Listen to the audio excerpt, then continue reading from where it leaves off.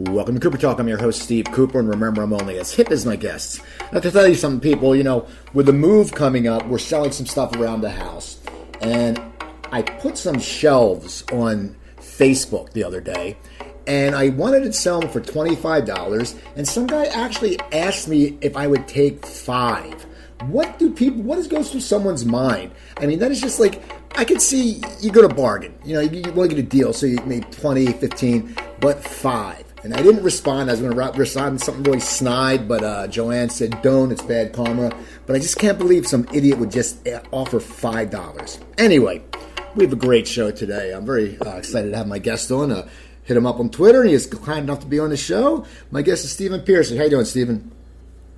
Real good. How are you? I gotta follow that. Hey, have you ever put up something for sale and someone just offers you some just not even close to the price? No, but I do turn down offers quite a lot. Yeah. So I was reading, when you were a kid, you were really into auto racing, right? Drag racing, yeah. I was a pit crew member. Now, what spurred your interest in that? Was it just watching it on TV, or what made you so interested in that when you were a kid? It just, when I was young, like grade school, everywhere I went, there happened to be a top fuel car or a funny car in the late 60s near my house, and it was just ironic. And then me and a friend of mine, we went to the races, and I just got into it. And then I just started seeing these cars in the neighborhood, which was really odd. Even across the street from one of my schools, grade schools, there was this car called the Hawaiian funny car, Roland Leon's funny car. And I'd go over there and I'd touch it and go, wow, I'd like to drive this thing. And then I moved to Westchester, and then I ride my bike, and there's this dragster sitting there. The guy's working on it. Walt Rhodes. The car was called the Gas House Gang, and he's going to show you Walt Rhodes. And I stopped and I talked to him. I go, hey, I go to the races and stuff. I live right here nearby, a couple blocks. And he goes, well, hang on, you like this stuff, huh? And I go, yeah. And I just started going to races and working with his car every weekend, And did you have any inclination towards music at that time, or was it just you were just really gung-ho? No, I was just, dabbling in, bad things, and, well, not really bad things yet, but, and listening to Black Sabbath on headphones, and, that kind of a thing, and went to kegger parties at school and stuff. So, music was the furthest thing from my mind. I wanted to drive one of these cars when I got to be 18, 17, 18.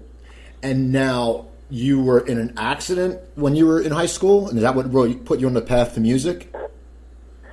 Yeah, we were out with the race car in 71, coming from Indiana, Indy Nationals with Walt, and I ended up, my mom had remarried, ended up in San Diego. She goes, well, you're going to have to be dropped off here because we're moving, and so I was just planting in this new neighborhood, and we lived on this huge hill, and I was careless and, collided with a car and busted both legs, and they said, oh, guess what? You're never going to drive one of those. And I went, oh, okay, well, thanks. And while I was recuperating, I was in there for a good 5 months in the hospital, and somebody gave me an acoustic guitar, and to this day I don't know who it was, but I adapted to it like immediately. I mean, when a friend of my sister's, he was a guitar player, he showed me my first chords, and I started writing my own songs right away. And then, the rest is history. That is pretty amazing. I mean, you just took right to it, and it is that someone just gave you probably to take your mind off and occupy you. And who would have thought them giving you a guitar where you end up years later having this fantastic career? Yeah, I don't know who it was. It's almost like a mystery. Who knows? Maybe it was some crazy spirit or something said, here, this is what you're doing now. And, I went through the mode. I was a guitar player first, and then all of sudden, it's, hey, can you sing? And I'm like, I don't know. If people still think I can't sing to this day, But I call it yelling at people, but it's lasted quite a bit. Now, what kind of songs were you writing when you started writing? Because you're young. Were you writing dark songs, love songs? What was in your wheelhouse back Repertoire. then? Well, some of the songs that were way involved. This was around 77, 78 when I started. I was in a couple bands, and then I decided to create my own band, Mickey Rat. And I was writing these really strange songs. They're extraterrestrial. They're about, the Tigris River and the light and the dark. And then out of the blue, I started writing like You Got It, In Your Direction, Tell the World, all these songs that ended up on the EP were actually Mickey Rat songs, except for You Think You're Tough, which Robin and I wrote around 82 or something, early 83. And, then, In Your Direction was an old Mickey Rat song, Top Secret. So I just brought those into the, parlay, and then when Warren and Robin, we established the band, the first incarnation of Rat was with another drummer and bass player. But before that, Jakey Lee was in the band. In 81, 82, the band was just turning into Rat, just with different people. How did you come up with a name? The songwriting, took a different turn. Warren and Robin and I sat at Rat Mansion West, which was a one-bedroom apartment I had, and we literally bounced track to track from two cassette players and wrote round and round, so we discovered we had this interesting way of writing. And then when Juan came into the picture, we were off and running. Everybody just threw in their songs, and still happens to this day. How did you come up with the name Mickey Rat, and then how did it end up getting shortened to Rat? Well, Mickey Rat was an X-rated cartoon character from Robert Gump, I believe, out of San Francisco. And a friend of mine turned me on to this magazine, and Mickey Rat's the totally opposite of Mickey Mouse. He parties, gets laid, and, he goes to Disneyland, which is a pile of crap, not the mountain, per se.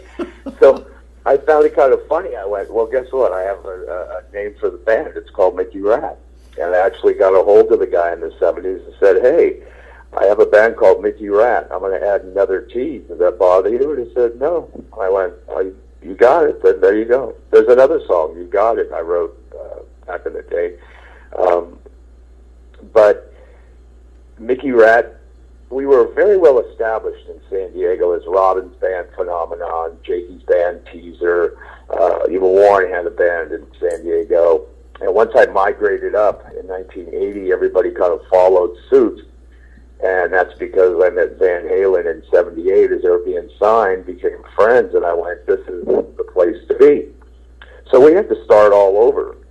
We went from playing Golden Hall, Plaza Hall, Del Mar Fairgrounds, all these great places in San Diego, and had to start all over, which we didn't mind, And then I shortened the name to Rat because I wanted it to be identifiable visually as, and as a term, like Kiss. And I've told Gene this. I go, hey, you know how I created my Rat logo? It's because I liked your logo, which I believe Ace Frehley created.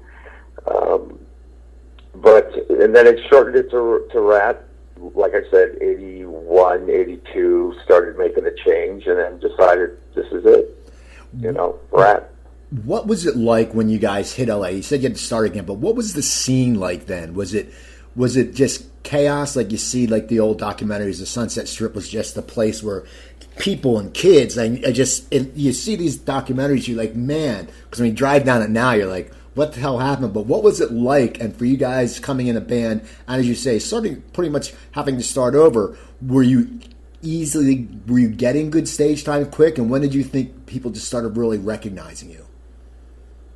Well, I was like booking the band and hustling, and we were playing like seedy places, school dances. I mean, everywhere and anywhere, because I thought, hey, as long as the name is in the paper. I recorded the first single, an EP, not an EP, a single with 2 Mickey Rat songs, Dr. Rock and Driving On E. The first year we moved here in 1980, we used to throw them out at gigs, and it just said Rat on it. And we literally just, it wasn't the crazy scene that you saw in like 82, 83, till like the mid 80s, or I guess, which can never be duplicated again. But it was when the whole heavy, British invasion came, the Iron Maidens, the Priests, and the Saxon, and the, all of that. And everybody was studs and metal, and we kind of didn't want to be a part of that. But what was interesting is, we were trying to find out who the top dogs were in town, and it just so happened to be Motley. And they were trying to find out who the top dog is, and they heard this band called Mickey Rat and Rats. And that's when Jakey was in the band, and then Robin came into the picture. But, we had to start all over. We became the house band at Dazari's. Played anywhere and everywhere. Madame was on East, West. We played places where they pay us, $100 was like a few $100 back then. They pay us $100 to not play and say, go away, you're too loud, you're too weird, And then when the original band got together in 83, we started taking a foothold. But like I said, the correlation between Motley and us, we just kind of met up, hung out, and, kind of hung out on the Strip together before both of us really made it. And so were many other bands, Wasp and you name it. The Striper was Dante Fox. Striper was Rock's Regime. They were a mainstay at Kazari's with Mickey Rat. Great White was Dante Fox, I believe. Everybody had different names, and we just went through the motions. Said, this is how you do it, and you got to end up over there at the Whiskey where Van Halen played. So that's cool. That's the goal. Like that was like the big leagues. That's like where that was the mecca, right, for you guys when you were starting out. Like, we got to get in the Whiskey. Oh, everybody, and it was difficult to get in there. We became, like I said, we became house band Kazari's, and eventually those clubs had a rule: you can't play the Troubadour down the street, you can't play here, you can't play there for a month after you play. And we're like, well, that ain't gonna fly with us, So we ended up doing our first gigs with one of our first real gigs at the Whiskey was with Saxon, and I think that's what got our foot in the door to be a mainstay there. Then we became a house band at the Whiskey. That's why I still play there. Is because it's such a great place, environment. It feels good. And then from there, the next place you go is a Palladium, or you go to the Palace, or you go to the next big venue, and then you end up at Santa Monica Civic. And we had to follow suit, just like Motley did. You play everywhere, and you get bigger and bigger, and then you end up at Santa Monica Civic, and then hopefully you get a record deal, and you're off and running. When did you get that deal? When did the industry start noticing you? I mean, I know you guys were getting a big following, I'm sure, because you're picking up speed, momentum. But when did the industry start really courting you and saying, hey, you know what, we got to get these guys signed, we got to get them to get a record? Yeah, that's interesting because we were one of the last bands to be signed, and we were a great band. That in '83, we were like just ruthless on 10. We'd take on all comers, played everywhere, anywhere. And I think it was, I believe, the East in '83 through our manager's label, Time Coast. And it was doing very well, and it was getting played on radio, and KUT, KNAC, KLOS. So people were taking notice, but nobody was coming out to see us. And then we played this one show, I believe it was at the Palace, might be wrong, and the president of Atlantic Records came out to see us, and a couple scouts, and they said, "We like your band, we want to sign you." And we looked at each other and went, "Okay, if it's good enough for Zeppelin and Rolling Stones, it's good enough for Rat." So we signed with them. You know, did some dates, and then went in and started pre-production for Out of the Cellar. Now, when you signed with them, I mean, you had been writing the whole while. Were you were you guys ready? Did you know what was going on that album? I mean, did you sit there and go, "Okay, we have this good repertoire of songs. We want to put these on"? And did the record company work with you on that? Yeah, they had a staff producer, Bo Hill, who became a mainstay as our producer. We had a batch of songs. You know, "In Your Direction" was another Mickey Rat song from the day.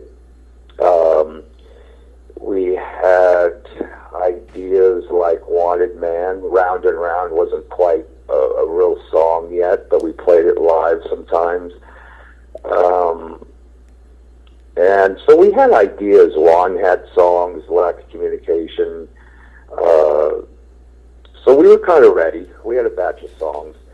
And we went into to do, you know, some pre-studio work there with Bo, and we said, "What do you got?" And we said, "Well, we got these, and then here's this song that we were still kind of working on, Round and Round." And he listened to it and says, "Well, we're going to work on that one, Round and Round." And we're like, "Okay." And we recorded the record, and it didn't take that long. And off we ran. The record didn't hit right away. We had to go do a lot of road work. And then it broke. What is that feeling when you finally got done your first album? You know, you were done. You guys went in the studio. You worked hard. Was it a relief feeling, like, okay, we got this done, or was it like, we got it done, now what's going to happen? Yeah, we were, even when we did the EP, we were just like, whoa, we just recorded this, you know. Some of the guys had recording before Juan, I believe. But we were ecstatic. We knew we had a great record. We knew we had great songs. We knew we could deliver live. So we were just ready to go. You know, where do we go? Where do we go from here? You know, who can we play with, open up for, whatever. And so we just did our thing, and eventually opened for Ozzy after Motley left. Did an extensive tour with him. Ended up opening for Billy Squier, and did a show with ZZ Top, and then the record just really started taking off. And next thing you know, we're headlining our own big places and getting platinum and gold records, and the way we were going, we were off and running. What was it like being on the road with Ozzy? Oh, crazy, Uncle Ozzy, man! Come on, you learn something. You you learn a lot from Ozzy. You know, back in the day, there's just too much to tell there. You know, it was an experience. You know.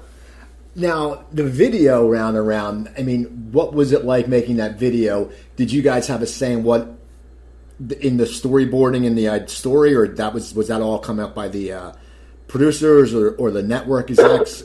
How did you put that video on? Did you ever think, I mean, everyone remembers that video, and that just like, that really helped catapult you guys too. Yeah, as MTV was a new thing, I guess they started like 81, 82 or something. Well, you know, that was an experience because our manager's uncle was Milton Berle, Uncle Milty. And, you know, it was like, hey, you know, you guys, you know, don't take things so seriously. It's got to be tongue-in-cheek, and, you know, you get more out of that than being serious, and everybody's trying to be heavy metal and, you know, arg, and, you know, it's just beat everybody's face in. Well, we wanted a lot of the girl audience, you know. So it was Milton Berle who literally created the table thing with him playing two parts, and he pretty much went in there and says, this is what we're doing. Everybody kind of threw their hands up and said, do it, Uncle Milty. It's your game. And there was a bit of a storyline there. It was set up, it was written up, and we had some say. We wanted to have a live kind of performance setting, let people see us.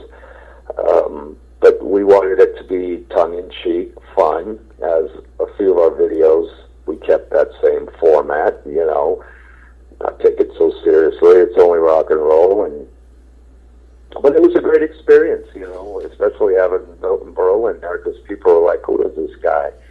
Well, eventually when you found out, it was crazy just to even have him in there, Right. That's whatever. There's always different stories, like who, back when it came out, people were like, how did they get Milton Berle? And like, the uncle, of course, was the one that came out, but there was different stories, people were like, oh, I don't know, maybe it was just crazy. And then what was it like for you then? You're the front man of this band, the video shoots, you're getting bigger. How does your life change? Because, women have always loved you. I mean, I hated me. Yeah. But no, I said, when I said my guest is coming on, people with on girls like, oh my God, I wanted to marry him and all that. So how did your life change? I mean, you're a bona fide, there's one thing to be a rock star who's a guitarist or a drummer, but when you're the lead singer and and metal is such a sex appeal business, what was it like? I mean, how did your life change when you must have just started getting recognized everywhere and you must have been mobbed constantly? Well, it's kind of a compliment, to this day to be noticed when I'm like walking my dog or going to a store looking like, I've got like a gardener hat, boots, shorts, looking like some bum. People still figure out who I am. That's kind of cool, I guess. We never took ourselves seriously. All we knew is we created the 3 Ps, and we lived by that motto.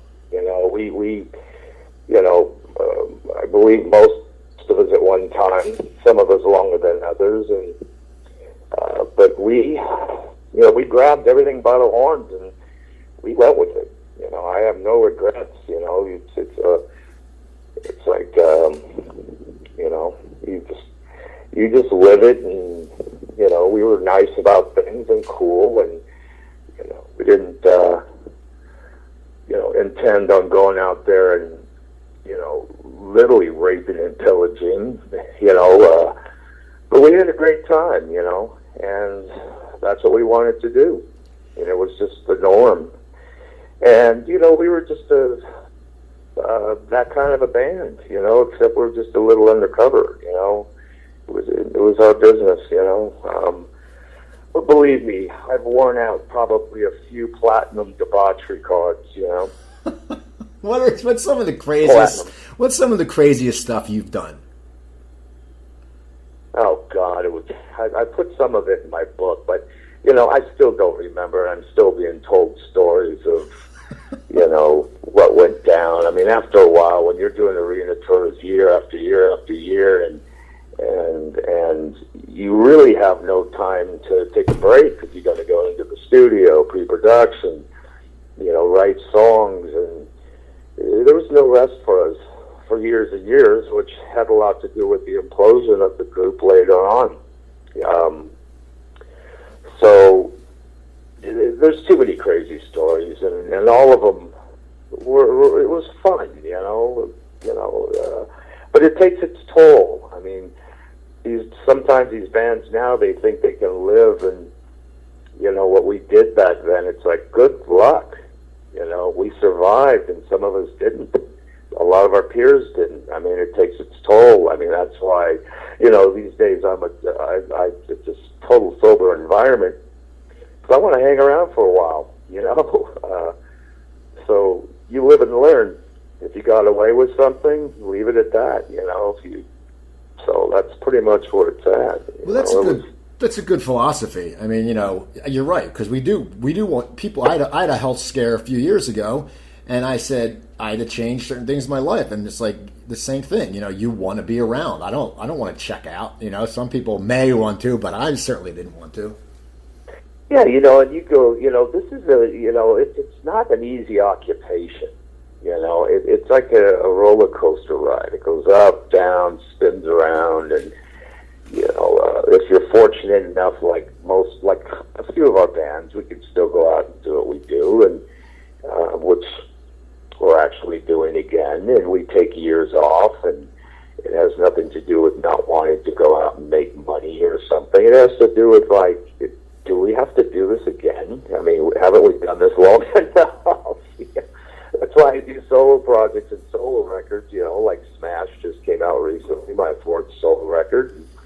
We took our time with it and wrote so many songs, and things have to be done a lot differently. It still is the music business, what's left of it. So, yeah, and then when you get kids, you grow up, or you should. I mean, when you're into rock and roll, you never really grow up if you're an artist. You really don't. It's just it's that millisecond up there in that hour and a half or whatever you play that gets you off. And that's why I still do it. I still enjoy what I do. To me, it's like exercise, I could care what people think about my voice or this and that. It's like, hey, hang around for 30-something years in this business and you'll get a clue, Right. What is your writing process like now, and has it changed over the years? And is your focus on what you write about? I mean, because you've matured, you've grown older, Yeah. I mean, how would you say your writing has changed throughout the years? It depends on who I'm writing with or for, if it's for a TV thing or if it's for, other things that I do. If it's for Rat, we have our own schematic because of the writers, and, Robin was a big part of that. But we got three of us. We all write riffs and parts and full songs, and that's a whole nother breed of animal. When I do my solo stuff, I could be writing with Al Petrelli, Vertex, an industrial thing. I could write a punk record like Vicious Delight. I can write, my solo records cover all angles because my lead guitar player, Eric Ferentino's, with Smash, we wrote this whole record, and we wanted it to be very diverse, and we wanted it to be thought out. So I get away with a lot more doing my solo stuff because I know there's no way in hell it would be a Rat song. They could say, oh, it sounds like Rat because I'm singing it and arranging it, and it's just part of the tag I have on me. Of course it's going to sound like, its predecessor I was in. But then again, some of the newer songs on Smash are very lyrically expanding. I mean, I'm not talking about, you could think one song's about a relationship with, somebody, but it's not. It's a terrestrial relationship. I'm talking about things way outside, and I'm keep politics to myself, but I mean, I'm talking about beneath, below, the dark, the light, I cover all angles, and then I throw in a fun song like Lollipop or something else, and so I get away with a lot more doing solo stuff, and I like writing because it's just what I do. I mean, I have guitars sitting around everywhere I like picking up my guitar. I started out as a guitar player. I write full songs, and with Smash, it just so happened my guitar player, Eric, he's just a writing machine. He's been with me for 14 years, 15, and he knows exactly what I want. And he'll title the song, and I'll take that title, and I'll go, this is it. This is something I can work with, and it turns into a great song. So Smash is a very thought-out process record of mine. It just came out mid-January, just finished a video for it, 10 Miles Wide. Again, 10 Miles Wide. It has nothing to do with the relationship. It has to do with,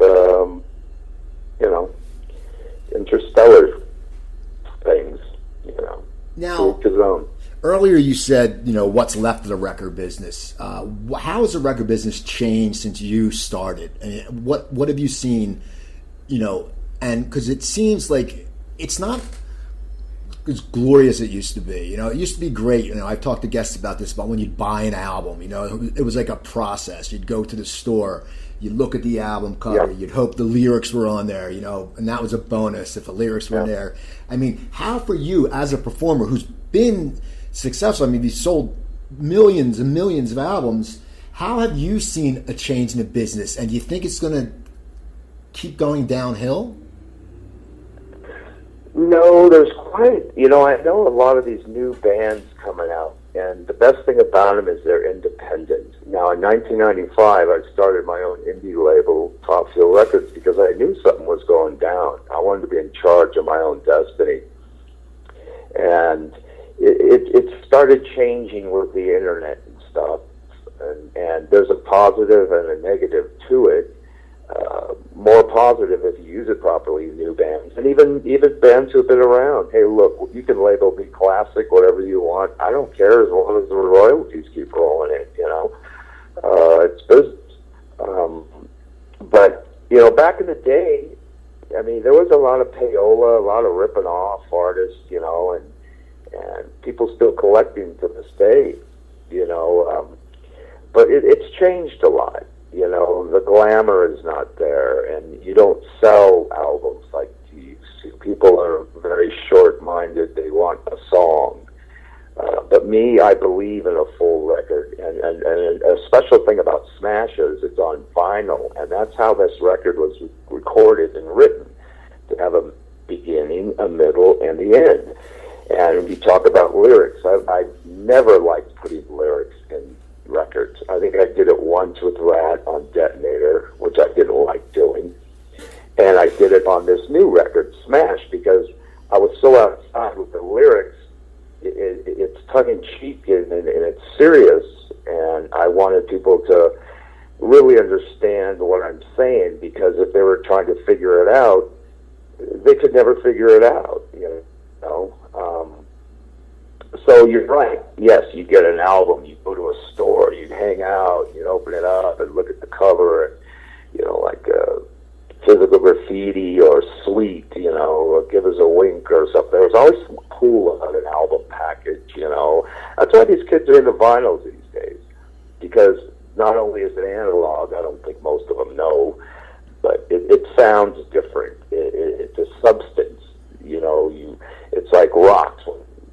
I first got rocks, and you pull out the sleeve, and there's all these cool photos. That's how you saw bands. You didn't hear about them on the internet. Zeppelin, Presence. There's things in there artistically that is brilliant. And I got to tell you, going back to Zeppelin, big influence. But besides seeing Van Halen, knowing something was going down, the first few times I saw Zeppelin, the real Zeppelin, that was it. I was like, this is it. This is what I'm doing. This is crazy. Besides every other band I've seen, from Breeze to Blue Oyster Cult to Ozzy, Sabbath, name it, Alice Cooper. And I've got to jam with some of these people, which is even more insane, That must be the best feeling. Sitting there, when you said earlier you would listen to Sabbath in your headphones, and then when you got to tour with Ozzy, for you, and you must just, it must be such a crazy feeling. You're like, holy shit. I used to listen to this guy, and now we're partying with him. We're tour mates with him. Yeah, 100%. And having the opportunity to hang with, and get up there and sing a song with Halford, is just mind-boggling. Become friends and actually jam with Blue Oyster Cult. Come on, it's like, whoa, Alice Cooper. It's just crazy, It's a blessing, in what we do. Look, we all do the same thing. I think everybody's finally understanding. There is no competition with anybody. When Rat started, we had no competition. Our competition was ourselves. Our best friends were Motley. We trolled the strip together. We had nothing, any of us, you know. You make friends, like I said, with Rock's Regime, which became Stryper. To this day, the best friends. You know, I mean, this is a blessing.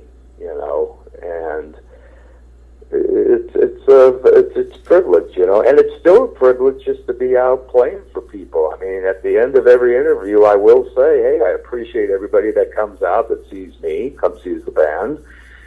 Because, look, if it wasn't for them, we wouldn't be here in the first place.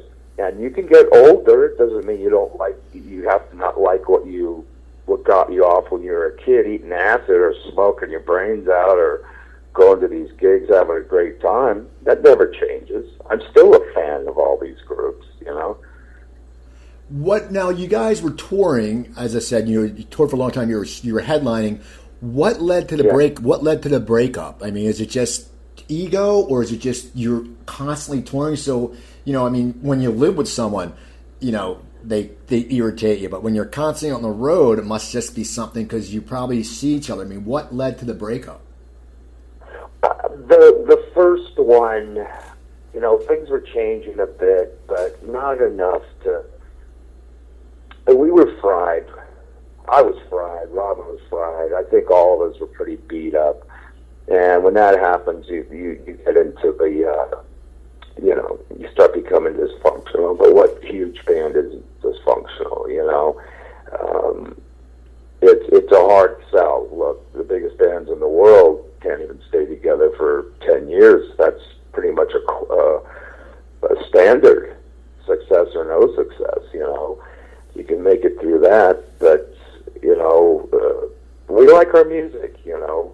It's like a brotherhood, you know. You don't always get along with your brothers unless your brother stabs.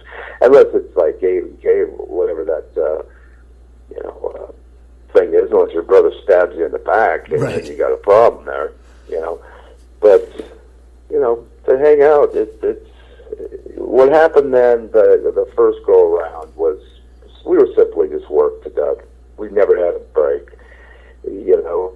It was like beating a horse that's been worked enough, or beating a rat, should I say. But, you know, rats can never be exterminated, so there you go. There you go. Now, what was it like when you did your solo, when you went solo? What is it like for you to find a band? Because you had worked with Rat for a long time. Now it's like sort of you're going from square one, but you have the respect of the industry, so you can find good players. Where did you find these players, and did you reach out for them? I mean, did you sit there and go, hey, you know what, I'm a fan of your work, or did someone say, hey, Steve, you know, you should jam with this guy, he'd be perfect for your new project? How did you get the group of guys that you would play with together? Acquaintances, you know, and I think the first solo guys I had, well, I went to Arcade. I started Arcades first. And that was that was in 92, right after Rat's first implosion. And that was with Frank Wilsey, Fred Corey, and Donnie Syracuse, Mike Andrews, and, you know, we did a great record, had a great deal with Epic Sony. That wasn't bound to continue. And then I took Frank in for the solo record, solo band.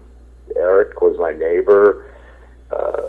Just phenomenal, was progressing leaps and bounds. And I said, hey, you know this stuff? And of course, he said, sure, I can learn that. And he's been around ever since. And I've had other players come and go, just talented, you know, and I just go out and do what I do. If you're competent, you're competent enough to do the gig, you know. But I wanted to write different things, you know. I wanted to do other things. I just created this label, and I wanted to go, hey, you got to start somewhere, you know. Started developing bands and new bands, and, you know, but for the solo, it wasn't difficult. I wrote my own songs. A lot of my solo records, I play solos. I do all the guitars, you know. It was a whole different process, you know. It just depends on the project, you know what I mean? Right. Now you said, the different, you imploded. How many times have you guys been together and broken up with Rat? How did we what, please? How many times have you guys reunited, then not played? How many times have you done this? Oh, God, like 2-3 times. Now, what made you decide now to come back? Because now you're going on tour. You're playing in Philadelphia, where I grew up right in that area. I know you're playing, I think, at the Theater of Living Arts. But what decided you to sit there? Because you have your solo career, and you're working your solo career, and you have a lot of stuff going on. What made you decide this time to say, you know what, we're going to go back? Was it because you think the fans want to see it? Or what was the whole scenario?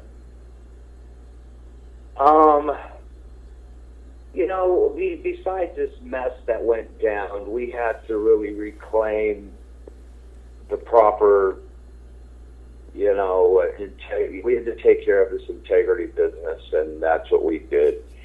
And it wasn't like we didn't want to tour or play. It's just that we wanted time off.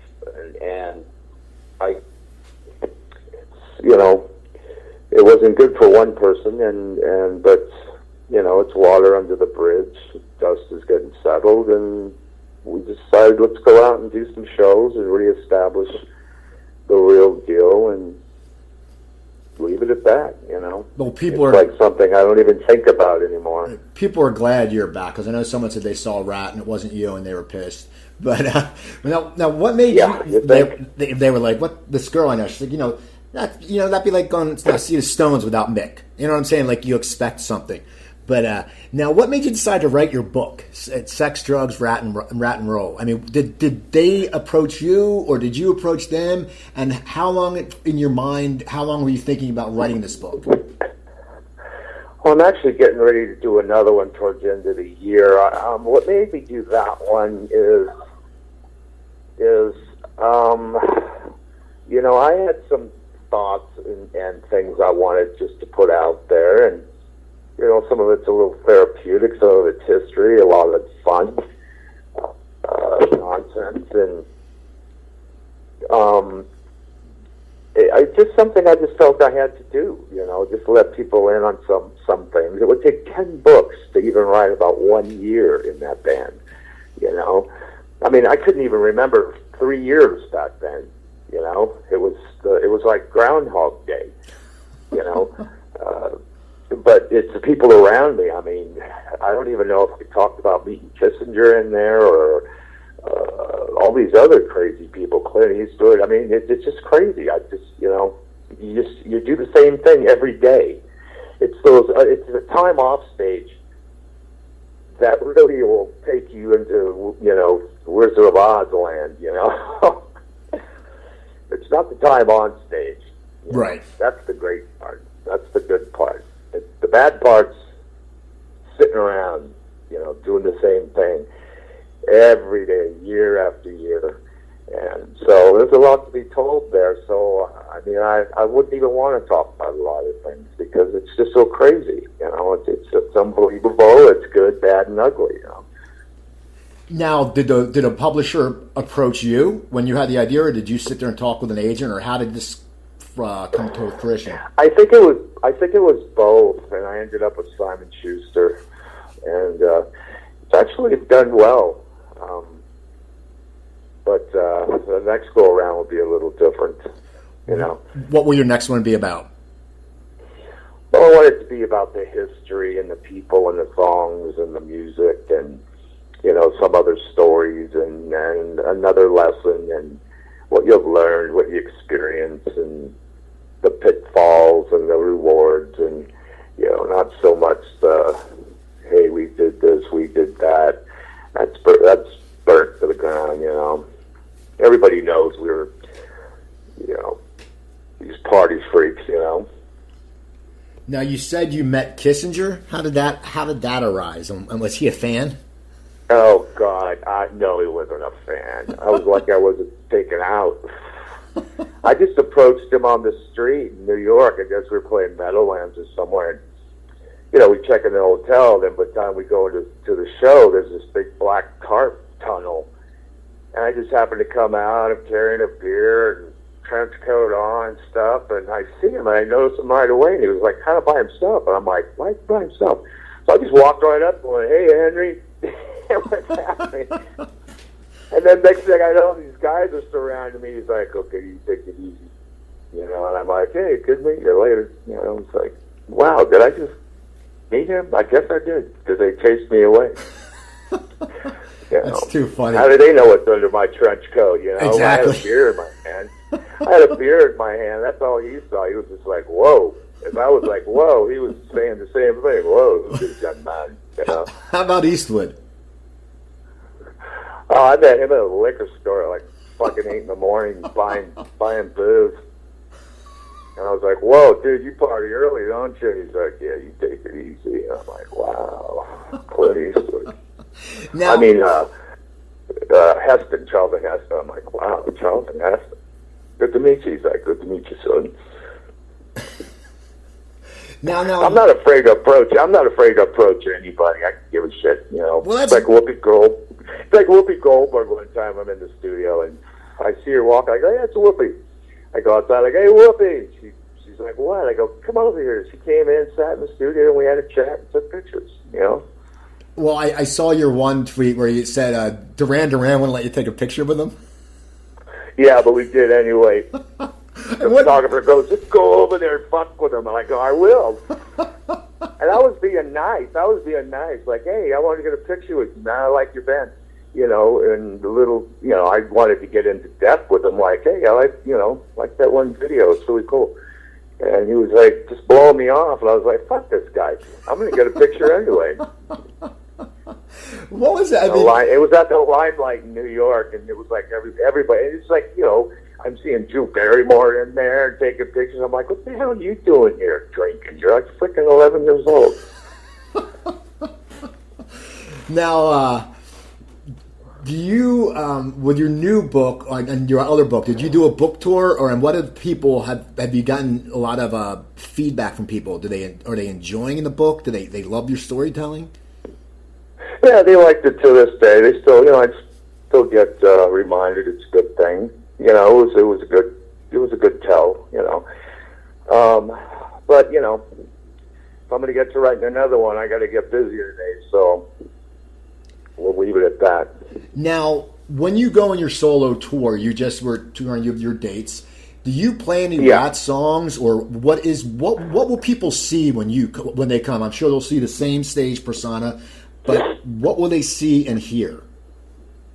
Well, they're going to hear some good music kicking your ass, number one. Then you're going to hear some Rat hits. You're going to hear a lot of Smash. We could throw in an arcade. I could play a Zeppelin or Priest or Sabbath cover. I mean, I don't know. It depends on the audience, you know. If they get crazy, I'll get crazy too. I mean, I just flip a switch and get out there, and whatever happens, happens, you know. Now, do you have to work out a lot just to stay in shape, even when you guys are on the road? Because the front man, you guys are... The frontmen and the drummers are the guys who are working their asses off. I mean, did you have a regiment back then? Or, because, I mean, I'm sure, you know, with the partying, that would be taxes on you, but you have to be in good shape. No, man, back then my exercise was the stage, hence all my injuries, you know, broken ribs, lost kneecap, you know, and this and that. But, no, it was just Jack and cigarettes, man. It was just get up there. That was my exercise, and then whatever happened after, before, and during the day, you know, that was about it. You know, nowadays it's a little different. You know, it's like coffee and water, and let's go. You know. Now your solo tour, how do you decide where you're going to play? And even when you're going out with the Rat again, how do you guys decide where you're going to play? And are there some places that you really want to play, but you just didn't get the schedule? Yeah, with my solo band, I'll go where all bands fear to go. You know, I'll go. You know, somebody wants to take care of business, I'll take care of business. You know, and we have a great time. With Rat, you know, we like to, you know, hence the festivals and stuff, and the other shows creep in, and we decide on where we want to play, and we play. You know, take it slow, and that's the process I'm trying to get underway here. You know, I think next year would be hopefully the real deal. Right now we're just reintroducing and cleaning up, cleaning up the mess. Now, you also you invented a product, I believe, a mic stand or something? A Mike Knuckles. What is that? Yeah, it's a handheld brass, it's like a brass knuckles with spikes and come in all colors and stuff, and it's hands-free, so you get no clitter clatter on your microphone, from jewelry or rings or whatever, and it's a defense mechanism, too. And if somebody gets too out of hand, you can just smack them in the head and they're out. Have you ever been scared on stage? Has anyone ever rushed you that you said, holy crap, this is, or just overwhelmed? I mean, I know that happens a lot, overseas where the fans go crazy. Like I say, it's a dangerous occupation, pretty much done by oneself, but with our audience, it's pretty mellow. We've had some incidents, but, don't dwell on it. We're still here, so, Now, are you still into the cars? Are you still into the drag racing, or is it something that stopped you? Oh, yes. Always trying to get something going this year to co-sponsor, but that's big business. You got to know what you're getting into. It's cross-marketing. It's way involved, but I've got game ready to go, and we're working on stuff right now, and we'll see what happens. Now, did you ever jump over to the acting? Has that something ever that interests you? I've done little skits and scats here. The last thing I did was with this TV show Wicked City, which I wrote. Put some Mickey Rat songs in, and I played the security guy, and it was at Whiskey in the early '80s. I like that show. Kind of scenario. Yeah, it didn't do its thing, but then. Yeah, and then I did an indie film, Camp Utopia, and I've done some other minor things, but I've really not taken that seriously. That's a whole other ball. You got to ask Michael DeBar about that. Now, when you perform nowadays, do you still feel you have the energy level, or is it after the show, or is it getting harder on you? No, because I don't. That other guy comes out. It's different than the one talking to you. Like I say, I flip a switch and that guy goes on, and then turn it off, and then this other guy goes up. In real life appears. And I think it's kind of been that way. I don't carry this thing about I need adulation or an ass kissing, or I just do what I do. I yell at you, I sing, whatever you want to call it, and I have fun, and you enjoy it, and I get off on it, and that's why I do it. I appreciate it too. I mean, hey, people still come around, and that's very respectful. For people to still, they want you in the game as long as you can be in there. What is it like as a performer when you see people who have been a fan for a long time, and now they're starting bringing, their kids or their grandkids? I mean, that must just be a very surreal thing, because you're like, wow, our music has touched a few generations. Yeah, it's great. I think it's brilliant, because music has gone through so many different phases and labels and, things like that. So, it's great. More the merrier. Now you're good. But anyway, I got to get a move on. Okay. About cutting this short. I don't know how you want to edit this, but yeah.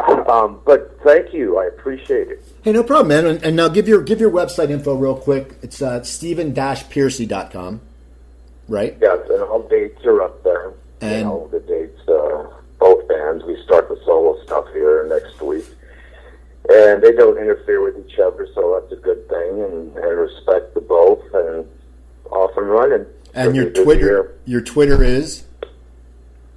I believe it's at S.E. Pearcy. Okay. Well, hey, man, I want to thank you for coming on. Appreciate it, man. It was a good time. Anyway, so people, please check him out. Go watch the videos. Go look at his website. His website's a kick-ass website. Go check that out. So yeah, follow him. Follow me on Twitter at Cooper Talk. That's at Cooper Talk. Go to my website, coopertalk.net. I have almost 600 episodes up there.